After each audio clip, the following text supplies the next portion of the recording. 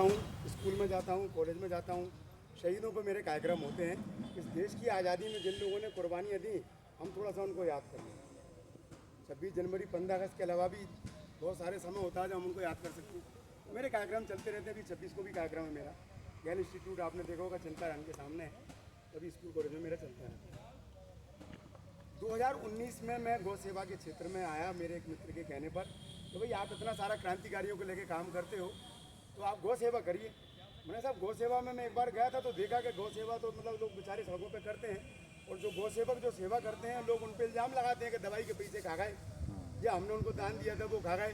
तो मैंने कहा पता नहीं क्या चलता है गोरख धंधा, भाई अपने को इसमें इंटरेस्ट बिल्कुल भी नहीं है और मैं ये कर नहीं सकता। मेरे को मतलब कोई मेरे ऊपर इल्ज़ाम लगाया जो मेरे को बर्दाश्त नहीं है, क्योंकि मैं अकेला हूँ। मैंने शादी वादी कुछ नहीं की, सोचा था देश के लिए जिएंगे, तो वो उस क्रांतिकारी धारा में बह चले जा रहे हैं। देश के लिए जी पाए मर पाए वो तो अलग बात है। एक पागलपन होता है, इंसान करता है एक जीवन में, हमने भी कर लिया। तो गौ सेवा में 2019 में आया तो मेरे पिताजी बहुत गौ सेवा किया करते थे। जैस्तम चौराहे पे मेरा निवास है, बी गनेर मिष्ठान भंडार के पास, विजयवर्गीय के बाड़े में हम लोग रहते हैं।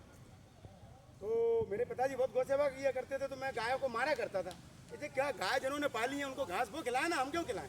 भाई पाली उसने, हम घास खिला रहे हैं, दूध वो खाएगा, हमें क्या मिला? तो मैं डंडे से मार के भगा दिया करता था। अब पिताजी तो मेरे रहे नहीं। पर जब गौ सेवा की एक मित्र ने मुझसे कहा कि देखो जितेंद्र भाई, आप सोचते हो कि देश में बेरोजगारी खत्म हो जाए, देश में लोग मिलजुल के रहें, तो मैंने कहा बिल्कुल नहीं चाहते। तो बोले गाय से बेहतर कोई इंडस्ट्रीज ही नहीं है, कोई उद्योग ही नहीं है। मैंने क्या पागलपन की बातें करते हो? गाय और उद्योग होता है जूते का, चप्पल का, चमड़े का, इसका उसका। गाय कोई उद्योग होती है क्या? भाई गाय को काट के खाने वाले उद्योग नहीं। बोले ये गलत बात है, गाय वाकई में एक उद्योग है। और गाय के बारे में आप क्या जानते हो? मैंने कुछ नहीं जानता। तो बोले उसके बारे में जानने की कोशिश करो।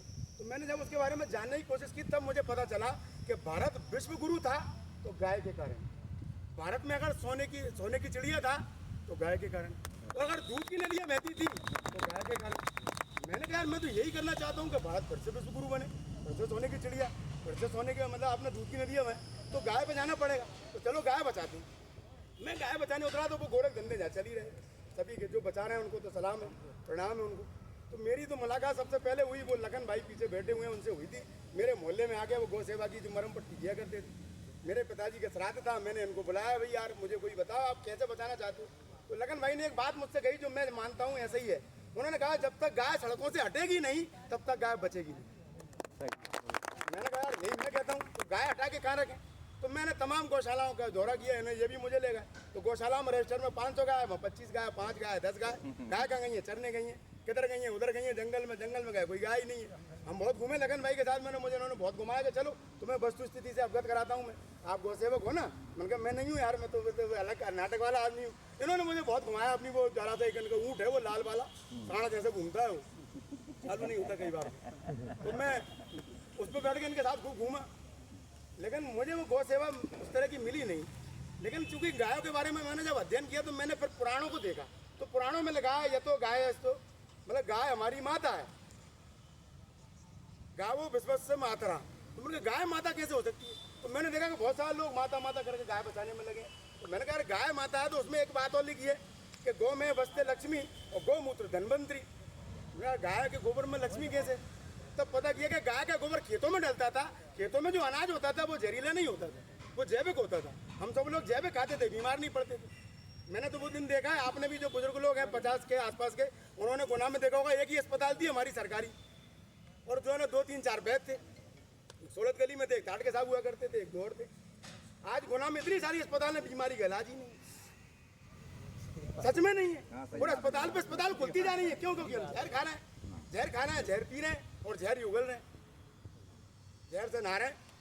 ये क्यों हो रहा है? क्योंकि हमने गाय को माता मानकर उसको एक जगह बंद कर दिया कि तू माता, तू इसमें रह, तेरे को चारा खिलाया 150 तुम दे दो, 50 को दे दे, 20 को दे दे। नहीं भैया, गौ में बसते लक्ष्मी, गौमूत्र धनवंतरी। जब तक आप गोबर का उपयोग नहीं करोगे, गौमूत्र का उपयोग नहीं करोगे, उसका उपयोग क्या है फिर माता कहने? मेरी माँ मुझे दूध नहीं पिलाया तो क्या के लिए पैदा किया? हमने उसको माता माना तो क्यों माना? क्योंकि गोबर उपयोग होगा उसका, गौमूत्र उपयोग होगा। तो कौन करेगा ये? किसान करेगा। किसान को तो तुमने ट्रैक्टर पकड़ा दिया, उसने बैलों को भगा दिया। डेयरी खोल दी आपने, उसमें नकली दूध बना बना के जो बेचते हैं वो उनकी बात नहीं कर रहा, जो असली बेचते हैं बुरा ना माने और बुरा ना माने वो, क्योंकि देखिए साहब मैं अकेला आदमी कुछ तो भी बोल जाता हूँ, कई बार बुरा लग जाता है, तो बुरा ना माने मेरी बातों का, क्योंकि मुझे 20 बच्चों का डर नहीं है कि साहब उनको कौन पालेगा, मैं नहीं रहा, इसलिए मैं बोल जाता हूँ कुछ भी, तो बुरा मत मानिए। तो देखिए गोबर से जब तक अपन खाद नहीं बनाएंगे तब तक वो खेतों में नहीं पहुंचेगी, खेतों में नहीं पहुंचेगी तो आपका जैविक अनाज नहीं होगा, जैविक अनाज नहीं होगा तो जहर खाओगे, यूरिया और कीटनाशक, और उनको खाने के बाद में अस्पताल में ही जाओगे, वो जितना पैसा आपने दिन भर में कमाया है सब अस्पताल में दे के आओगे, बिल्कुल दे के आओगे। मैं भुक्तभोगी हूँ, मेरे बड़े भाई की मृत्यु हुई 7वें दिन, इंदौर के अपोलो हॉस्पिटल में एडमिट थे, उनको 11 दिन तक वेंटिलेटर पर और रखा और 5.5-6 लाख का बिल बनाया, मरने के बाद में वेंटिलेटर पर वो बंदा रहा और मैं उसको डेड बॉडी लेकर आया गुना, मुझे नहीं मालूम था, एक नर्स ने बताया कि आपके भाई मर चुके हैं, आप उनका वेंटिलेटर हटवा लो, मैंने नहीं हटवाया, ये आपकी वो होता है ना गब्बर इज द बैक, मैंने भूखा है, 2009 की बात है।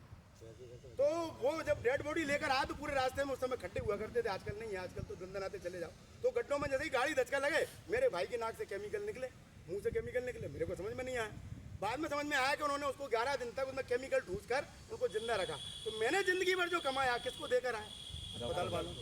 और अगर ये 5.5 लाख रुपए में अगर किसी गाय को मत बचाने में लगा देता तो मैं भी जिंदा हूँ, मेरा भाई भी जिंदा होता, लेकिन हम क्या कर रहे हैं 100 रुपया, मतलब शादियों में लाखों रुपए खर्च कर देंगे, बीवी बच्चों पे खर्च कर देंगे, जन्मदिन पे खर्च कर देंगे, और जहाँ अपन टुकड़ टुकड़ कह रहे हैं 100 रुपए दे दे यार, 20 रुपए दे दे यार, 200 कर दो यार, 300 कर दो, क्यों कर दो, गाय हमारी माँ है, हमारी जिम्मेदारी बनती है उसको बचाना, जितनी माँ पे खर्च करते हैं उतनी गाय पे खर्च करते हैं, काम नहीं कर दिया। ये जो सेवक है बेचारे जाते अपनी जान पे खेलते हैं, इन पर मैं कितने लोगों को मैं देख चुका हूँ जो गाय बचाने में मर चुके, जहाँ सीने पे गोलियां खाई है, पीठ पे किसी ने नहीं खाई, आज भी मरते हैं वो, गाड़ी पकड़ते हैं तब, क्यों मरते हैं वो, उनकी कौन लगती है वो, सिर्फ हमारे लिए ये देश जिंदा रहे, क्योंकि ये देश गाय से था, गाय से है और गाय से ही रहेगा, रह ही नहीं सकते। जय श्री राम। देखिए दोस्तों, मैं तो खैर जोशीला आदमी हूँ, जहाँ जाता हूँ उसी तरह से जोश से बोलता हूँ।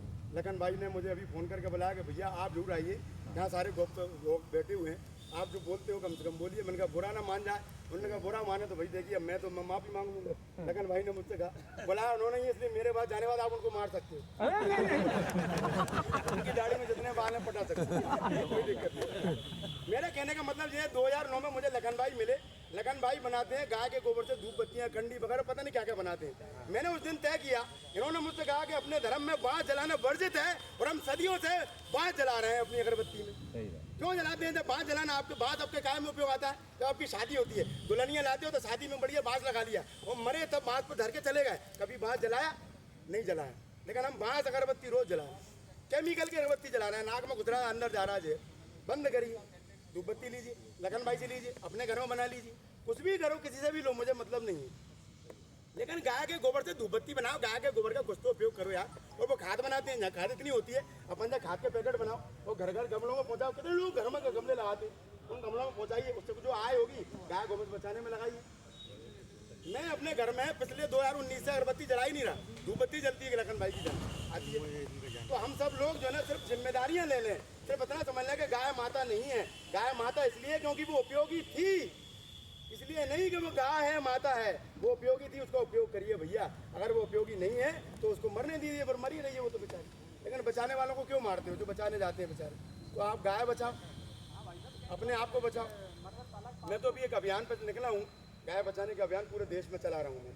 वो मेरा अभियान अलग है, आपका अलग है, आप अपना काम कीजिए, मैं अपने काम में लगाऊँ। लेकिन हमारा लक्ष्य एक ही है कि किसी तरह से देश बचे, तो देश बचेगा गाय से। तो गाय बचाने के लिए आप जो खर्च कर रहे हो, मैं आपके साथ खड़ा हूँ। मेरे पास धन तो होता नहीं भाई, मैं कमाता नहीं हूँ, क्योंकि मैं तो 2009 में नौकरी थी मेरी, ATM इंजीनियर था, छोड़ के सब कुछ बैठ गया और जैसे अभियान में लग गया इस तरह के काम में। तो आज भी वही कर रहा हूँ।